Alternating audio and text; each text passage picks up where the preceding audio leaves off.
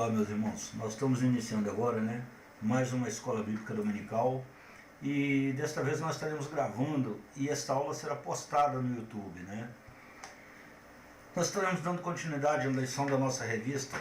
A revista é a nossa fé, o que somos, o que fazemos, O caráter determina a conduta e vice-versa.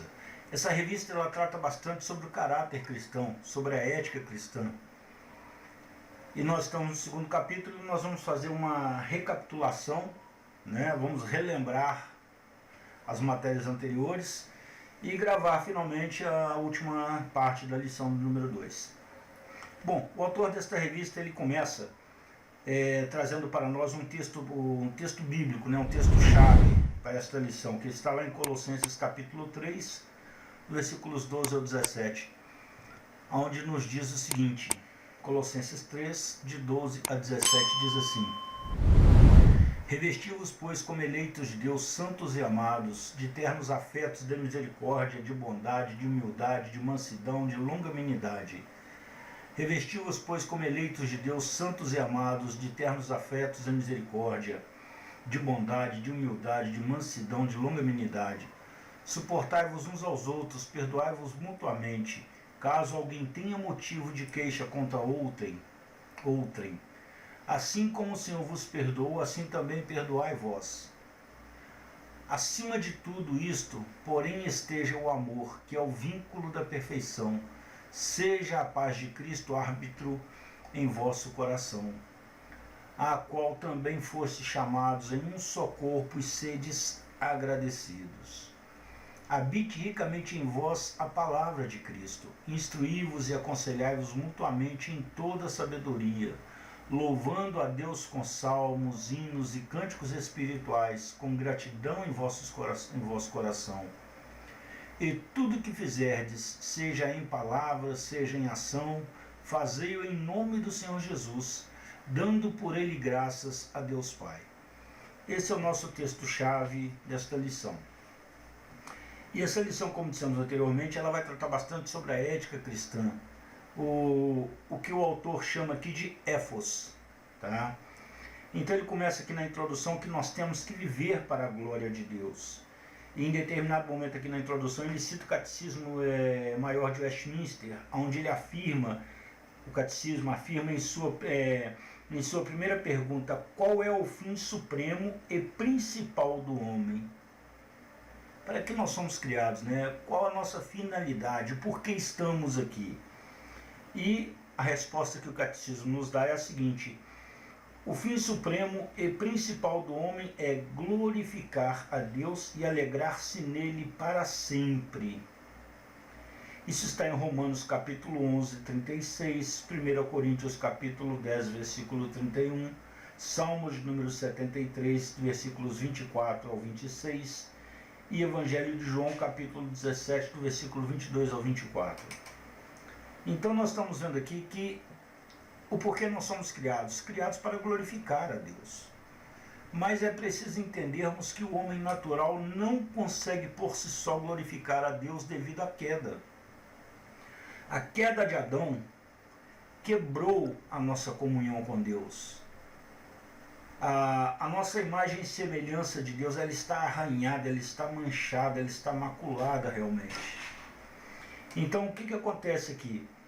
Nós entendemos que o Senhor ele veio nos resgatar, para que nós possamos glorificar, exaltar, adorar, bendizer ao nosso Deus, glorificar a Deus, como diz aqui, o nosso fim principal, o porquê de nós estarmos aqui. Somente se Deus transformar nossas vidas, somente se Deus arrancar de nós o coração de pedra, nos dar um coração de carne, somente se o Senhor Deus renovar em nós um espírito reto realmente. É como Jesus dizendo a Nicodemos, disse: olha, Nicodemos, necessário te é nascer de novo. O nascer de novo ali não é voltar no ventre da mãe, como ele bem sugeriu, mas sim nascer do alto. O que Jesus estava dizendo é o seguinte: Nicodemos, se você não nascer do alto, você não tem salvação. Se nós, meus irmãos, não nascermos do alto, nós não conseguiremos chegar na presença de Deus ou caminhar na presença de Deus. Então aqui a introdução é basicamente isso, é o porquê que nós somos criados, né? Então, veja bem que um novo caráter cristão levará a pessoa a esse propósito central. Que propósito central? Central, de glorificar a Deus e gozar dele para sempre. Então, somente com um novo caráter nós poderemos fazer isso que realmente para o fim pelo qual nós somos criados realmente, né? Então, veja bem. Mas, para que isso aconteça, Deus tem que trabalhar conosco. Por isso que nós falamos sobre depravação total. O que seria depravação total? É a incapacidade do homem de buscar a Deus por si só. A depravação total nos impede de nos aproximarmos de Deus com os nossos próprios méritos, com as nossas próprias ações. Porque bem fala Isaías, né, que toda a nossa justiça é como um trapo de imundície diante de Deus. Então, nós de nós mesmos não podemos nunca nos aproximar de Deus. Se Deus não nos buscar, se Deus não nos atrair a Ele, nós jamais chegaríamos à presença dEle. Isso é um fato, tá? Então, veja, nós tivemos essa introdução aqui, né? Para que nós possamos entender qual é o nosso fim principal. É glorificar a Deus e gozar dEle para sempre, tá certo? Então, veja, agora nós vamos partir para o contexto aqui, o primeiro tópico aqui, nós estamos dando uma recapitulada, tá? Nós estamos recapitulando para que você possa entender, se situar, melhor dizendo. Então, olha só, ao escrever a carta aos Colossenses, o apóstolo Paulo teve por objetivo combater duas heresias que incomodavam os cristãos. Uma filosofia que viria a tornar-se o gnosticismo e as práticas judaizantes. Então, a igreja primitiva ela estava sofrendo ataques, tanto gnósticos quanto judaizantes. Tá? O gnosticismo ele era tão danoso que ele tinha várias vertentes. Tá? Nós separamos algumas aqui, era o docetismo, o maniqueísmo, que é uma espécie de dualismo, né? O marcionismo, que dizia que havia dois deuses, um Deus bom no Novo Testamento e um Deus mau, um Deus ruim no Antigo Testamento. Então, isso era o que? Era a falta de uma teologia consistente na época. Por que isso, irmãos? Porque a Bíblia não nos foi dada um livro fechado como nós a temos em mãos hoje. A princípio, eles não tinham nem a Bíblia como nós temos hoje. Eles tinham somente o Antigo Testamento. O Novo Testamento foi sendo formado ali quando os apóstolos ali escreviam as suas cartas. Então, o que acontece? A partir daquele momento ali, começou-se a difundir ali o cânon do Novo Testamento. Então, o que acontece? Mas a teologia, naquele momento, ainda não estava fechada. Então, era preciso combater essas heresias que estavam surgindo. E essas heresias, infelizmente, surgem até mesmo nos dias de hoje. É importante entendermos que toda heresia nasce no seio da igreja. A heresia não nasce no mundo. A heresia não nasce lá fora. A heresia nasce no meio cristão. E toda heresia nasce por falta de um conhecimento bíblico. Toda heresia nasce por falta de uma teologia consistente. Então, o escritor da revista aqui, o autor da revista, ele começa tratando aqui conosco aqui, que Paulo estava combatendo dois tipos de heresias ali. A primeira delas era o gnosticismo, nós vamos ver algo aqui rapidamente. E a segunda era os judaizantes. Vamos começar pelos judaizantes. O que os judaizantes faziam? Eles diziam o seguinte, olha, Paulo veio aqui e fundou essa igreja, tá? Paulo fundou a igreja, não a de Colossos aqui, mas outras igrejas onde eles também atuavam. Eles chegavam e diziam, olha, o evangelho é muito bacana mesmo, só que ele é incompleto. É verdade que Jesus veio salvar e tudo, só que somente a graça é insuficiente para agradar a Deus. Você precisa da fé, mas você precisa também das obras. É o que nós chamamos de sinergismo. Então o que acontece? Era a fé acrescida de obras. Tá? E que tipo de obras eram estas? Eram as obras legalistas da lei. Era a guarda de dias santos, de sábados, era dieta, não podia comer isso, não podia comer aquilo, não podia comer aquilo outro, tá? era a circuncisão.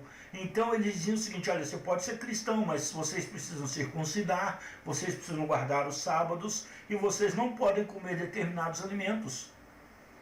Vocês precisam observar essas regras da lei.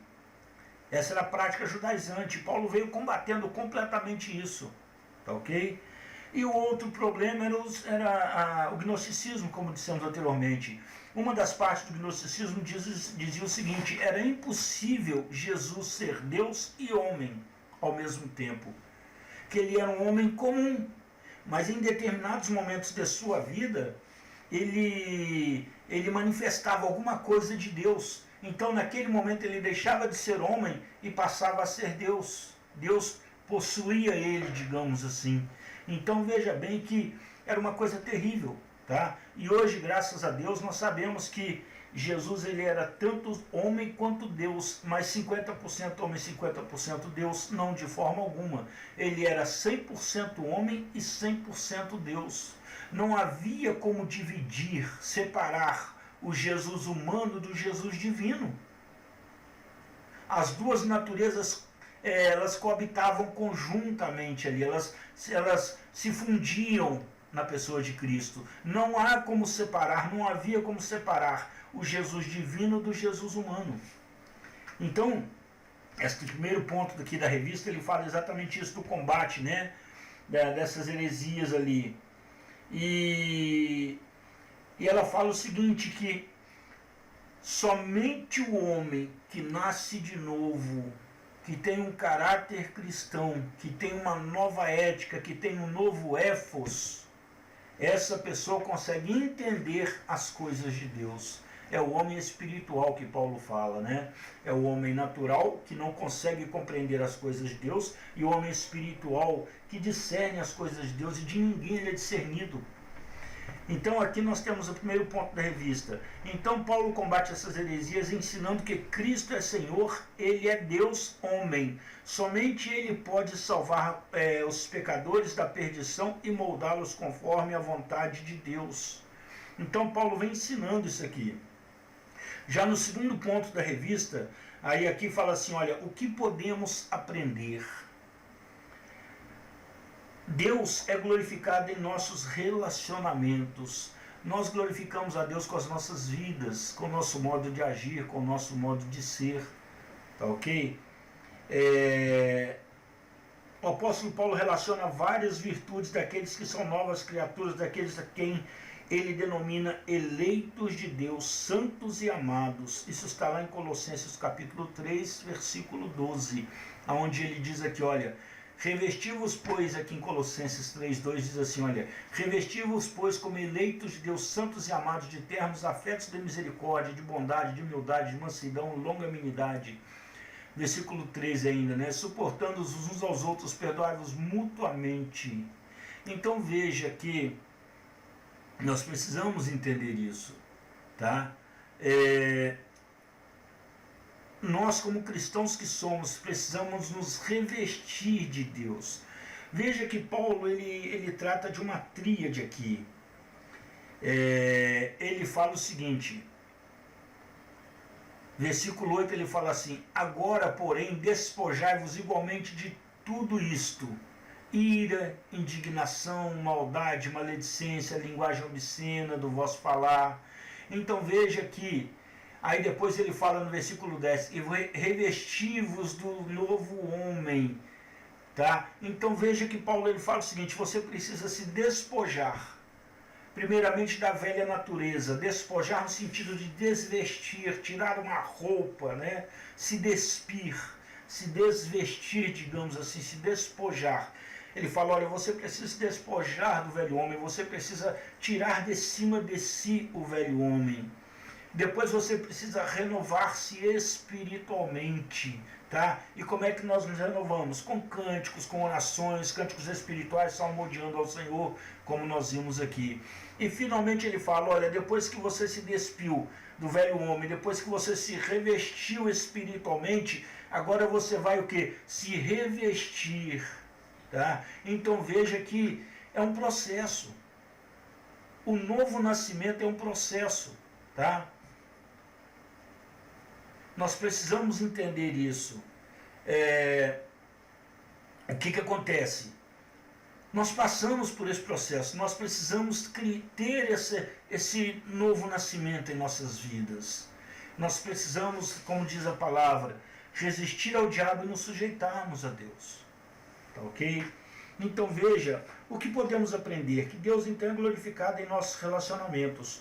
O apóstolo Paulo relaciona essas virtudes então. Eles, quem? Os cristãos, foram separados não para serem felizes autonomamente, mas para a realização do projeto divino para o universo. Nós não fomos criados, nós não fomos trazidos para a presença de Deus para sermos felizes automaticamente. Não é isso. Nós somos trazidos para a presença de Deus para realizarmos um projeto de Deus. O apóstolo Paulo fala que nós somos embaixadores de Cristo. Nós precisamos pregar a palavra. Agostinho dizia, pregue a palavra, se preciso for, pregue, né? Evangelize, se preciso for, use as palavras. O que ele queria dizer com isso? Ele queria dizer o seguinte, que nós pregamos através do nosso modo de agir, nosso modo de falar, nós pregamos através da nossa vida, as pessoas nos olham.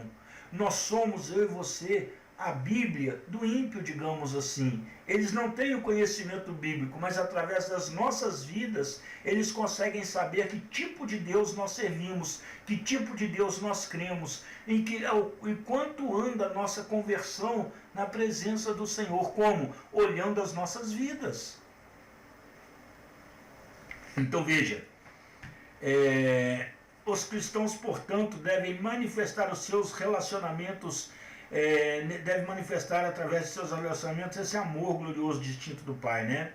Então veja, ele fala aqui, olha, os cristãos, portanto, devem manifestar em seus relacionamentos esse amor glorioso e distinto do Pai por eles. Também devem revestir de um novo éfos, tá? De uma nova ética, de um novo caráter. Refeito a partir de Cristo, isso está lá em Efésios 4, do 22 ao 24, vamos dar uma olhada juntos lá, Efésios 4,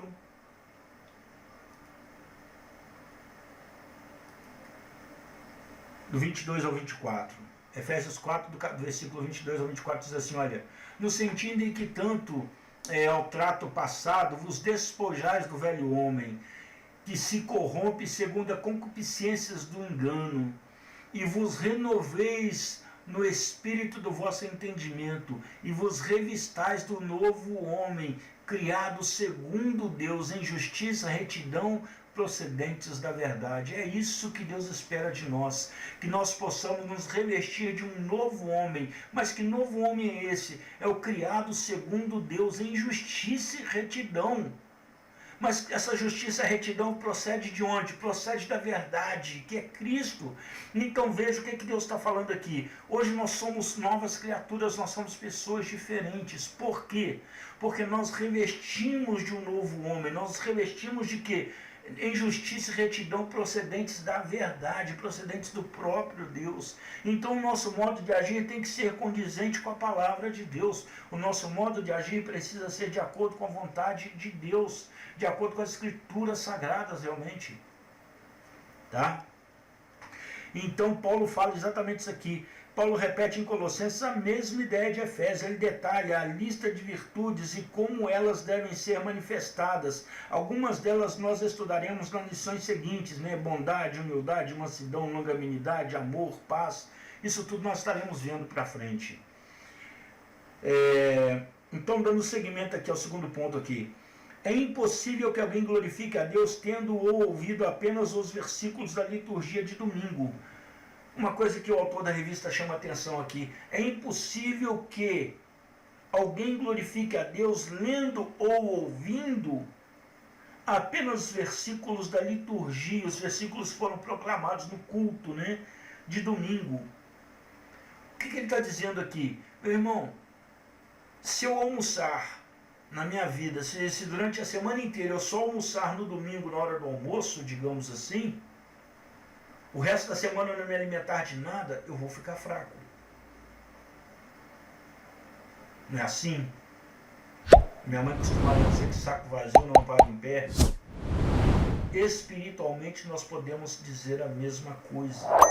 Nós não podemos dizer que temos uma vida cristã verdadeira, autêntica, que testemunhe e glorifique a Deus, se a nossa visão de cristãos for somente na igreja, for somente meditando na palavra durante o culto ali. É impossível que somente no dia de culto nós nos alimentamos para a semana inteira. Ah, mas você está dizendo então que nós não precisamos ir ao culto? Não, não é isso.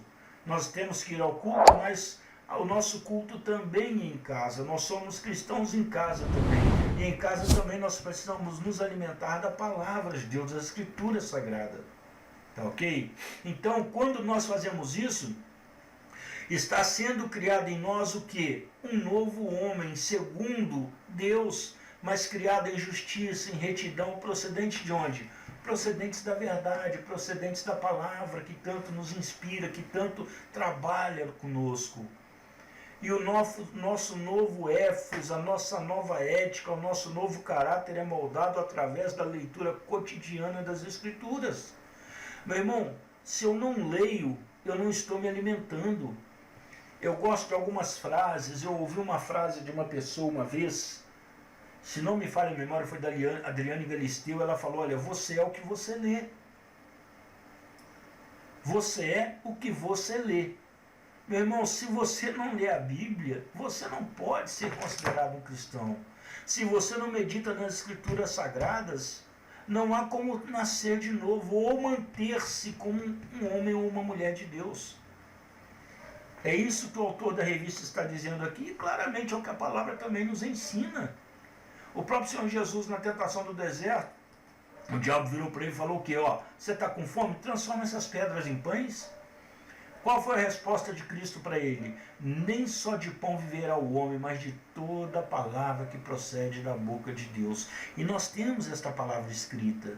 Nós temos as Escrituras Sagradas. Então ela é para mim e para você alimento, sim. Tá? Então, continuando aqui. É impossível que alguém glorifique a Deus lendo ou ouvindo apenas os discursos da liturgia do domingo. É preciso mais que isso. A palavra de Cristo precisa habitar, fazer tenda, morar no coração do crente. O cristão precisa banhar-se na palavra, deleitar-se nela e meditar nela, né? Que oferece, meditar e deleitar-se nela e ter prazer nesta palavra.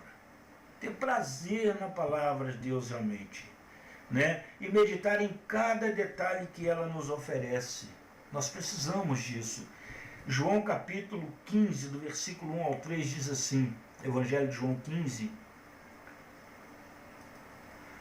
do versículos de 1 ao 3 diz assim, olha, eu sou a videira verdadeira, e meu pai é o agricultor. Todo ramo que estando em mim e não der fruto, ele corta, e todo que dá fruto, ele limpa, para que produza mais fruto ainda. Vós já estáis limpo pela palavra que vos tenho falado. Então veja que esta palavra tem poder para agir em nossas vidas, poder para nos dar a vida, poder para nos limpar. Agora, se eu só me alimento dela no domingo durante o culto, como é que fica a minha vida espiritual? Precisamos meditar nisso e entender isso. Uma vida que glorifica a Deus, na absorção da palavra, está pronta para ser bênção na vida de outras pessoas, né? Então vamos lá. Agora, nós vamos dar aqui início ao final da aula de hoje aqui, onde diz o seguinte, olha... Nós vimos aqui na primeira parte que Deus é glorificado em nossos relacionamentos. Na nossa casa com a nossa esposa, a esposa com o marido, o pai com os filhos com os pais. As pessoas veem uma harmonia dentro de casa. Agora você imagina aquela família que fala assim, lá naquela casa mora crente, mora cristão, mora. É gritaria o dia inteiro, é briga o dia inteiro, é pai gritando com filho, filho com pai, mãe com filho, filho com mãe. Ninguém respeita ninguém, não há o mínimo de temperança, não há o mínimo de domínio próprio.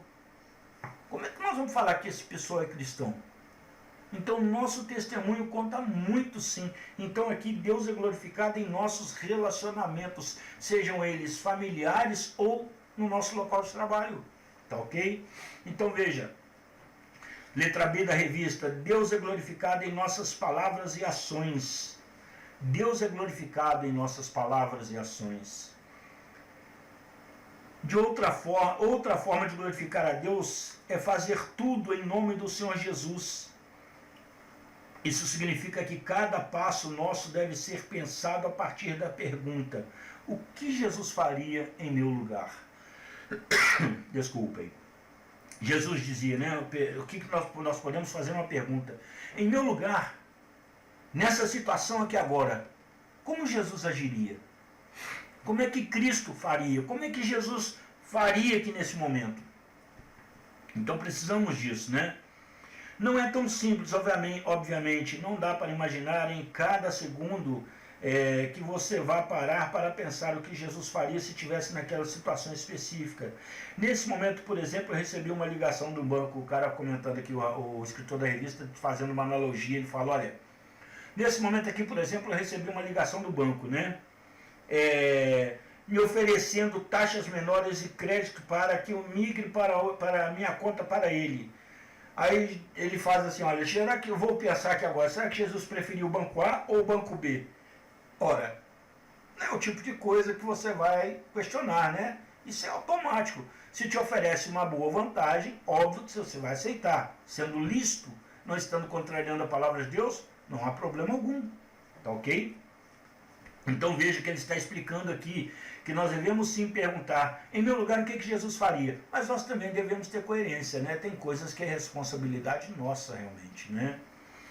Aí, mas o fato de estarmos vinculados a Jesus, a verdadeira videira, como nós vimos lá em João 15, traz a segurança de que temos o seu Espírito Consolador, o Espírito de Cristo realmente. Nós estamos aqui nessa parte da revista,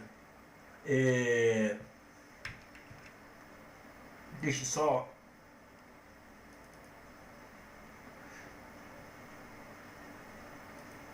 aqui, nessa parte aqui. Deixa eu aumentar para que você consiga acompanhar conosco aqui. Deus é glorificado em nossas ações, né? Outra forma de glorificar a Deus é fazer tudo em nome do Senhor Jesus. Nós vimos isso já. Aqui embaixo, aqui, ó, no segundo parágrafo agora nós estamos começando. Mas o fato de estarmos vinculados a Jesus, a verdadeira videira, traz a segurança de que temos o seu Espírito Consolador, o Espírito de Cristo. Isso está lá em Romanos 8, né, capítulo 8, do versículos 1 até o 16. É onde Paulo fala lá, mas que o mesmo Espírito testifica com o nosso Espírito que somos filhos de Deus. O Espírito Santo testifica com o meu Espírito, com o seu Espírito, com o nosso Espírito, que nós somos filhos de Deus. Se nós não tivermos esta certeza, precisamos rever o nosso cristianismo, tá ok?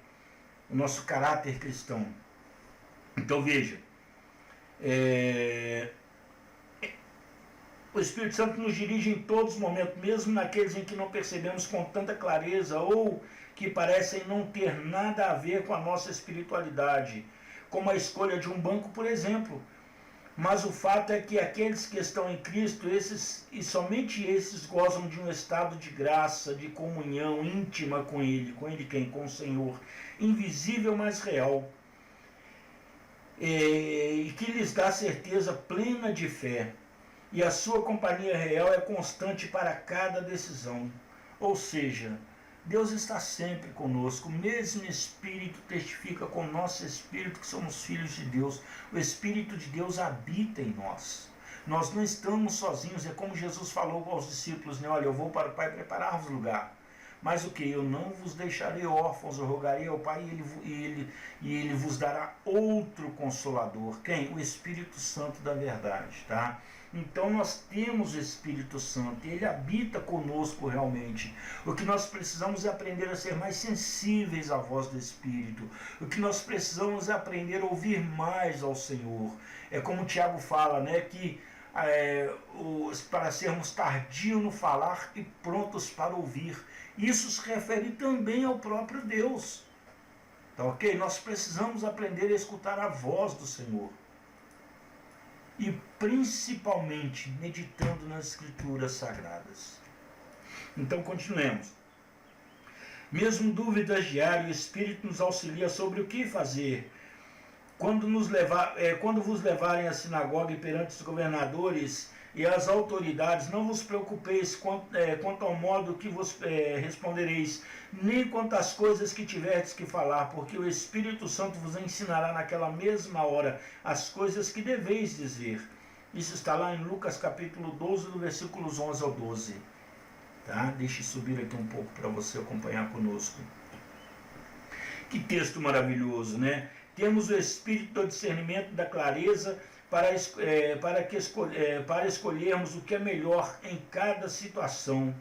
Vós possuís a unção que vem do Santo e todos tendes conhecimento.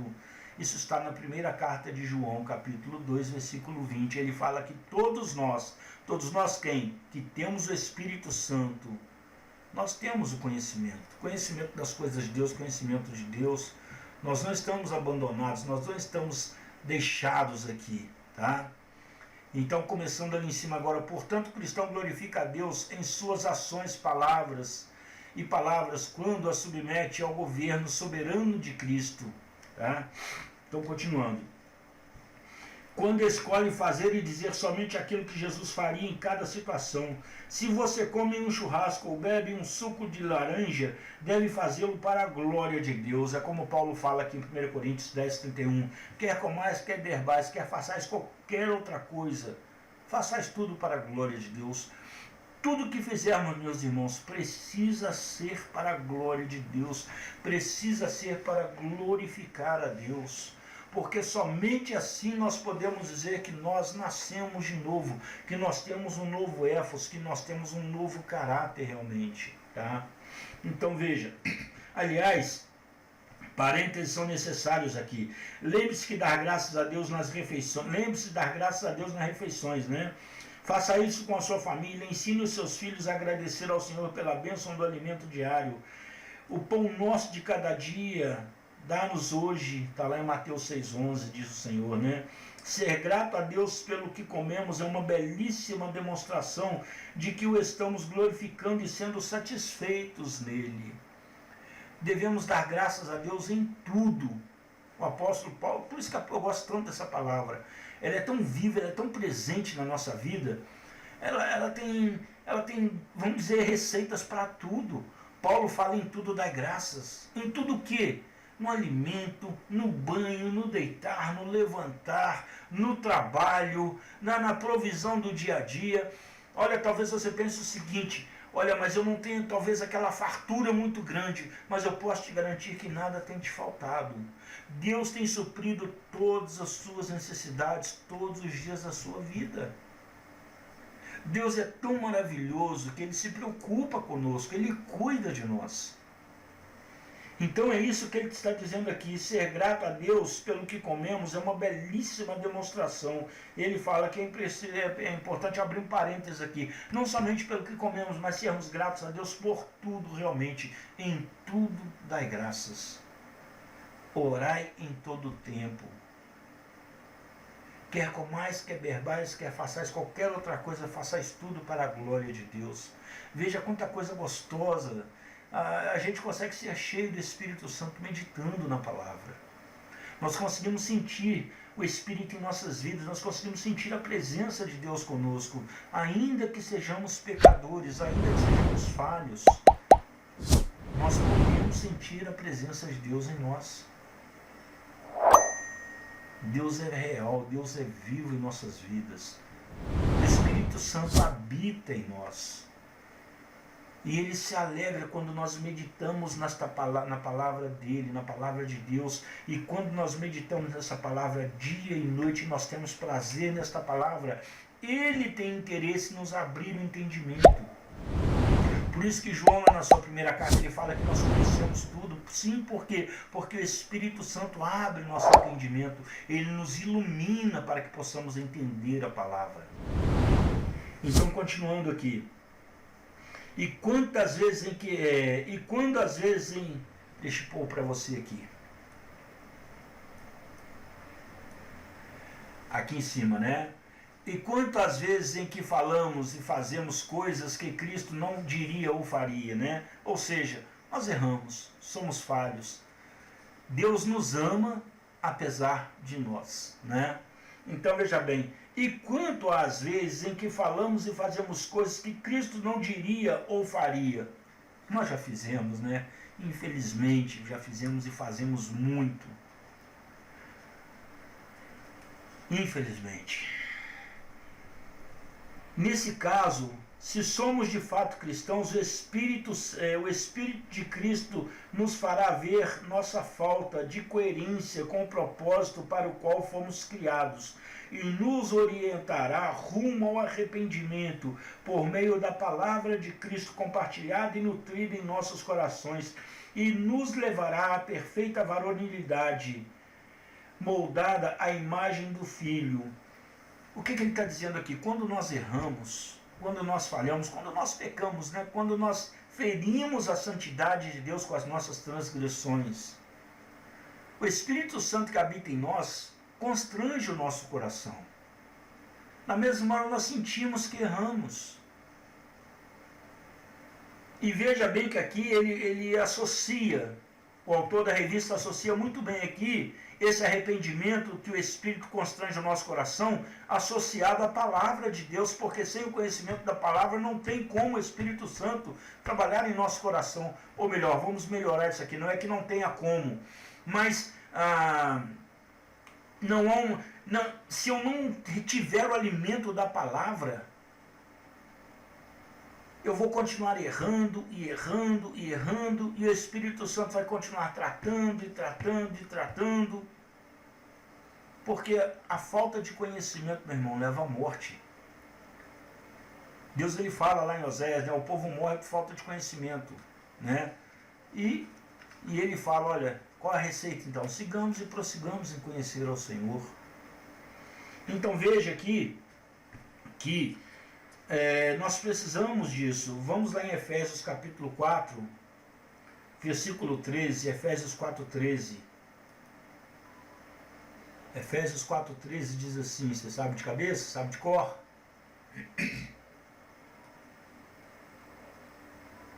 Diz assim, olha, até que todos cheguemos à unidade da fé e do pleno conhecimento do Filho de Deus, à perfeita varonilidade, à medida da estatura da plenitude de Cristo.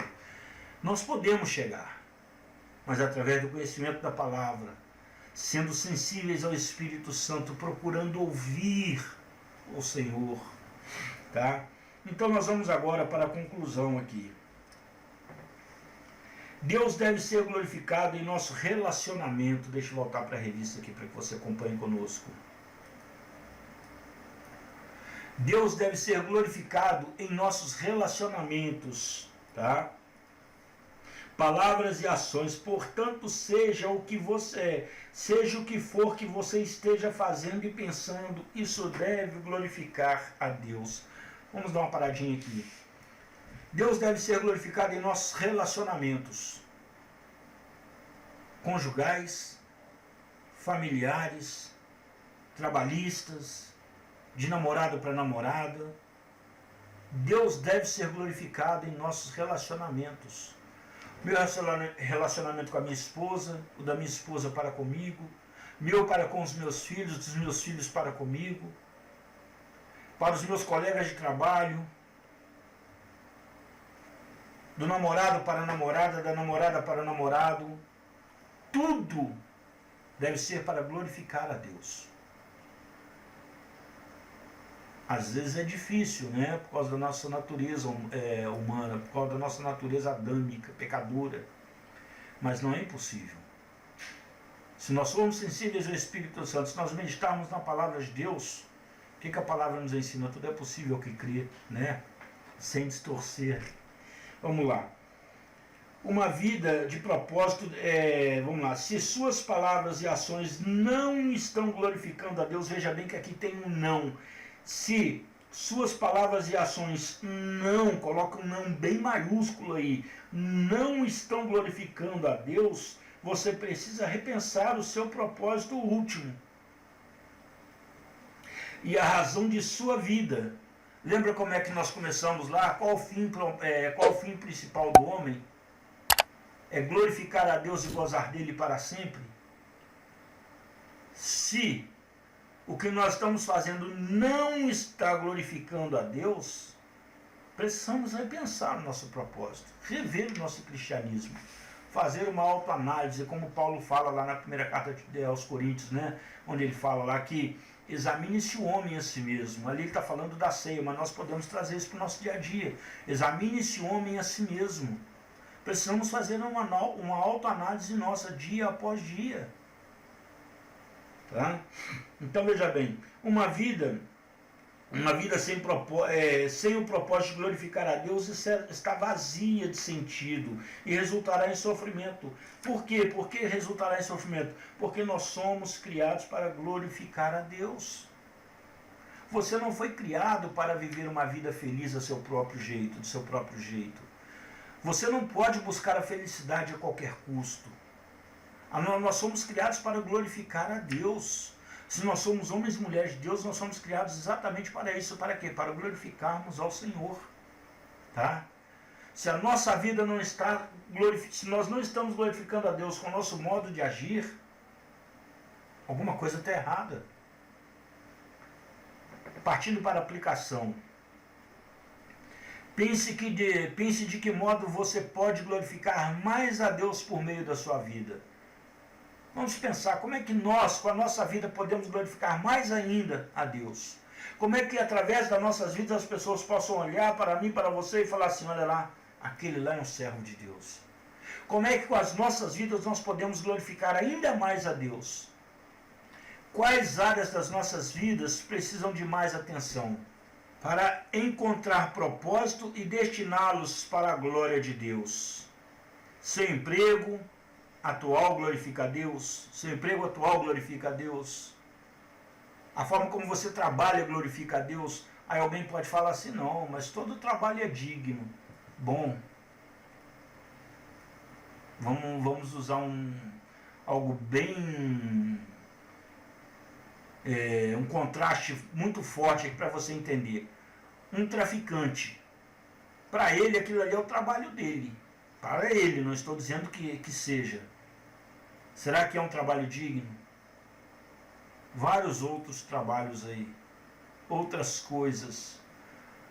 Um agiota, por exemplo, é um trabalho digno, que cobra usura, que é completamente fora dos padrões bíblicos, completamente fora dos padrões cristãos, prostituição, e vai por aí afora. Tá?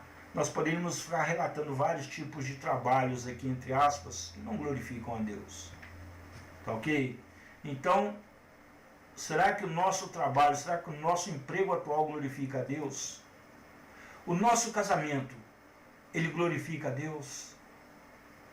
A criação dos filhos glorifica a Deus? Ou o modo como você trata os pais tem glorificado a Deus? A forma como você namora tem glorificado a Deus? Se você precisa de direcionamento, ore ao Senhor. Como assim? Talvez você esteja em dúvida, mas será que o que eu estou fazendo é certo ou errado? Será que eu posso melhorar nisso aqui? Olha, como que a minha vida pode ser diferente a partir de agora? Ore ao Senhor. Deus não me cobrará nada por isso, porque tudo o que precisamos já foi conquistado por Cristo na cruz. Agora, pois, resta-nos glorificá-lo por meio da nossa vida. Então nós somos criados para isso, para glorificar a Deus. Ok? Nós vamos encerrar essa lição por aqui. Tem esse restinho da revista aqui. É um texto bem grande. É um texto da Bíblia de Estudo da Herança Reformada. Eu vou diminuir a tela para que você consiga ter uma visão maior do texto. Ó. E aí vai ficar mais fácil para que você consiga ler depois. Você pode muito bem dar um pause nesse vídeo aí depois, tá? E ler esse artigo mais abaixo aqui. Olha, se essa aula foi boa para você, Se você teve um proveito bom, um bom aproveitamento nesse estudo, compartilhe com outras pessoas, tá? Se ficou dúvidas, comente aqui embaixo, pode comentar, não tem problema algum. Eu vou te responder com todo prazer, tá ok? Teria o maior prazer em tirar suas dúvidas e responder, caso você as tenha. E que você possa compartilhar esse vídeo com outras pessoas, que você possa se inscrever aqui no canal, que você possa realmente deixar aqui o seu like para que esta aula possa ser propagada ainda para mais pessoas, tá ok? No mais, que o Senhor te abençoe e te guarde, fiquem com Deus. Até a próxima aula, se Deus quiser, em nome do Senhor Jesus.